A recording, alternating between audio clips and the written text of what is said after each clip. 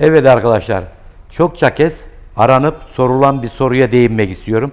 Sabahlar ilk çalıştırıyorum, arabamda bir şakırtı kopuyor. Bu şakırtı değil usta. Ben de diyorum ki bu araç önce zincire mi sahip, trigger'e mi sahip? Onun bilincini bana söyleyin.